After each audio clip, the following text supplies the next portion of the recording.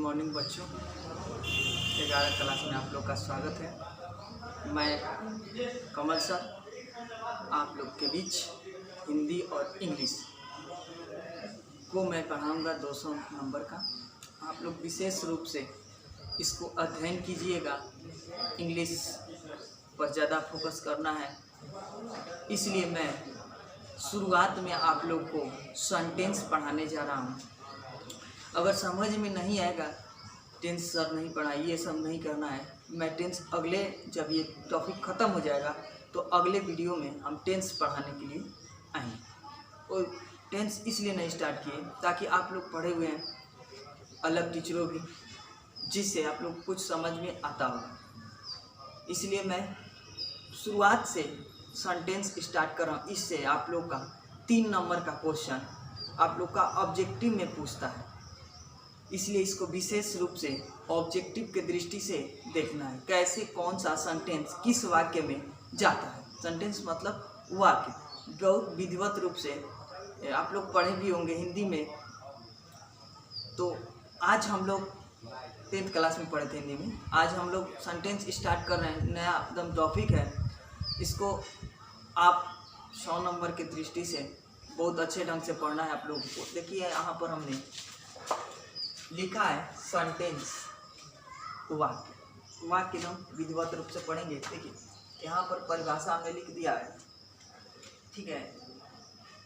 परिभाषा, a sentence is a group of words which makes a complete sense. मतलब क्या कह रहा है कि सेंटेंस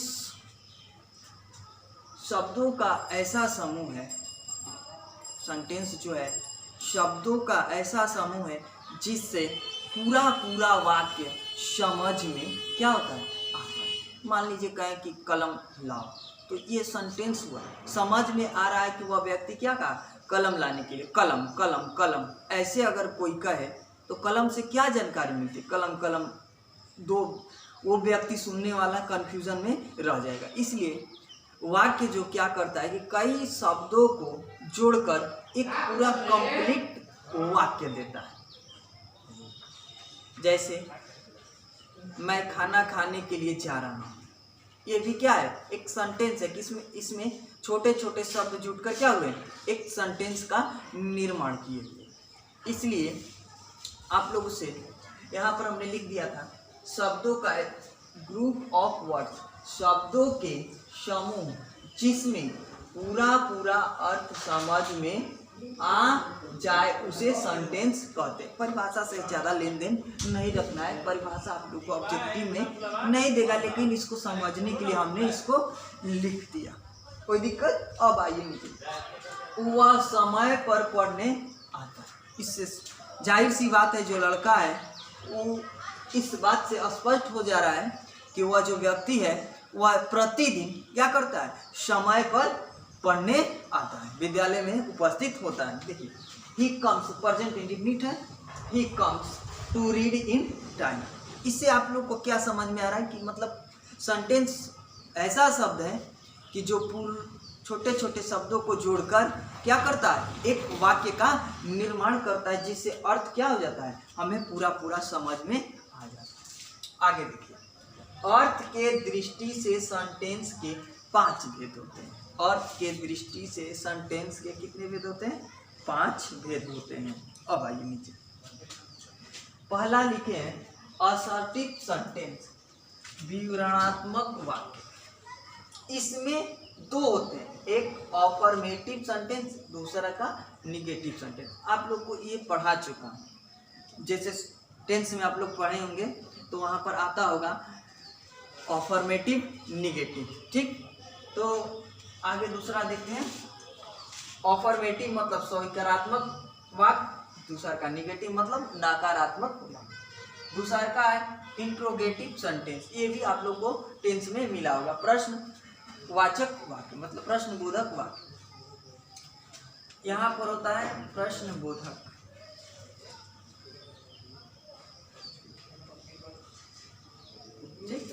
दूसरा का होता है इंपरेटिव सेंटेंस, आज्ञाबोधक। इसको संस्कृत में हमने पढ़ाया था, लोट लकार में। ऑप्टेटिव सेंटेंस इच्छा बोधक वाक्य, एक्सक्लेमेटरी सेंटेंस विस्मयादि बोधक।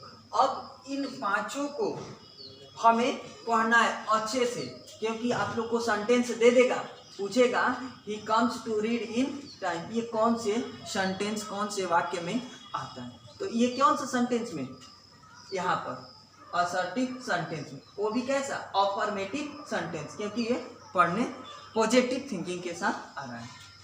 ठीक है बच्चों, अब आते हैं हम, यहाँ पर हमने लिखा है पहला के एक, इसको नहीं, पहला के एक, इसमें इसी को पढ़ना है। तो अफर्मेटिव सेंटेंस इसको समझ में आ रहा होगा। इस सेंटेंस के वाक्य से स्वीकारात्मक मान प्रकट होता है। मतलब अफर्मेटिव मतलब जिसे स्वीकारात्मक, मतलब पॉजिटिव थिंकिंग, निगेटिव नहीं। तो इसमें क्या होगा, अफर्मेटिव सेंटेंस में मतलब जो अफर्मेटिव सेंटेंस है उसमें मतलब स्वीकारात्मक मान प्रकट, वह पढ़ता है, वह क्या करता है, पढ़ता है। ये भी प्रेजेंट इंडेफिनिट है, ही रीड्स, वह खाता है, वह नाचता है, वह जाता है, वह आता है। मतलब बहुत सारा वाक्य है जो हम लोग पॉजिटिव थिंकिंग के साथ वह पढ़ने जा रहा है, राम खेल रहा है, ये सब भी वाक्य क्या होगा, आप लोग को अफर्मेटिव सेंटेंस में ही आएगा। दूसरा का बच्चों निगेटिव सेंटेंस, ज़्यादा इसको डीपली में नहीं जा रहे हैं क्योंकि आप लोग पढ़ चुके हैं। निगेटिव सेंटेंस, इस सेंटेंस के वाक्य से नकारात्मक भाव प्रकट करता है। इस वाक्य से क्या होता है, नकारात्मक भाव क्या करता है, प्रकट करता है। देखिए बच्चों, नकारात्मक भाव क्या करता है, प्रकट करता है। मैं नहीं पढ़ता हूँ, मैं नहीं पढ़ता हूँ, यहाँ से क्या चीज़, उस व्यक्ति का यही जिक्र हो रहा है कि वह नहीं पढ़ रहा है, निगेटिव थिंकिंग आ रहा है। ये भी present indefinite, I do not read, I do not read, मतलब वह नहीं खेलता है, वह नहीं आता है, वह नहीं जाता है। बहुत सारा वाक्य जो जिसमें नहीं लगा रहेगा, नॉट लगा रहेगा, तो उसको आंख बंद करके क्या करेंगे, निगेटिव सेंटेंस में लिखेंगे। कोई दिक्कत बच्चों? आइए दूसरा का है इंट्रोगेटिव सेंटेंस। इंट्रोगेटिव आप लोग जान रहे होंगे, जिससे प्रश्न को क्या किया जाए, पूछा जाए, प्रश्न को भी पूछा जाए, उसी को हम लोग क्या कहेंगे, इंट्रोगेटिव सेंटेंस कहेंगे। इस सेंटेंस के वाक्य से हमेशा प्रश्न पूछने का भाव प्रकट होता है। जो इंट्रोगेटिव सेंटेंस है वह क्या करता है, प्रश्न पूछने का, मतलब किसी से प्रश्न पूछा जाए। उसमें एक बात और चीज, लास्ट में आपका प्रश्नवाचक चिन्ह एकदम लगा रहेगा। तो जब प्रश्नवाचक चिन्ह लगा रहेगा तो आंख बंद करके क्या कीजिएगा, इंट्रोगेटिव सेंटेंस में चिन्ह लगाइएगा। आइए देखते हैं, और यहाँ पर और वाक्य के अंत में प्रश्नवाचक चिन्ह होता है, उसमें प्रश्नवाचक चिन्ह लगा रहता है बच्चों। वह कहाँ से रोज आता है, वह कहाँ से रोज क्या करता है, आता है। तो देखिए कहाँ पर लगा है और लास्ट में प्रश्नवाचक चिन्ह लगा हुआ है बच्चों, ठीक। तो देखिए ये प्रेजेंट इंडेफिनिट है, प्रेजेंट इंडेफिनिट का इंट्रोगेटिव देखिए, वेयर डज ही कम। अब यहाँ पर कम से नहीं होगा क्योंकि यहाँ पर क्या लगा हुआ है, डज लगा हुआ है। फ्रॉम डेली, ये प्रीपोजिशन में आप लोग को क्लियर होगा कि फ्रॉम क्यों आया है। अब आइए अंग्रेजी कौन पढ़ाता है, यहाँ पर भी प्रश्नवाचक चिन्ह लगा हुआ है। हु टीच इंग्लिश, इसमें भी आपका हु टीच इंग्लिश, इसमें आप लोग का प्रेजेंट इंडेफिनिट है। कोई दिक्कत बच्चों यहाँ तक बोलिए, यहाँ पर कोई दिक्कत? सेंटेंस आप लोग को क्लियर कर दिया कि जिससे पूरा अर्थ क्या करे, समझ में आ जाए। शब्दों का ऐसा समूह जिसमें पूरा अर्थ क्या आ जाए, समझ में आ जाए, उसे सेंटेंस कहते हैं। और समय पर पढ़ने जाता है। इसके 5 भेद होते हैं अर्थ के दृष्टि से। अर्थ के दृष्टि से यही 5 जो भेद हैं, assertive sentence, interrogative sentence, imperative sentence, objective sentence, exclamatory sentence. ये आप लोग का जो मैं पढ़ा रहा हूँ, आप लोग ये मत समझिएगा कि मैं 11 क्लास में पढ़ रहा हूँ। मेरा व्यू 12 क्लास है, क्योंकि व्याकरण पर्सन आपका बदलता नहीं। मैं भी उस समय आप लोग को यही पढ़ाऊंगा, तो इसलिए आप लोग से आशा करता हूँ कि इसको आप लोग अच्छे से पढ़िएगा मन लगा के, तब जाके मैं 12 क्लास में केवल अच्छे से समझाऊंगा। आप लोग को इसी समय वीडियो में समझ में आ जाएगा तो ठीक है, और नहीं तो मैं क्लासरूम में जब क्लास खुलेगा आप लोग का ऑफलाइन तो मैं उस समय भी इसको बता दूंगा। शॉर्ट स्क्रीन ले लीजिए बच्चों, तब उधर पढ़ते हैं।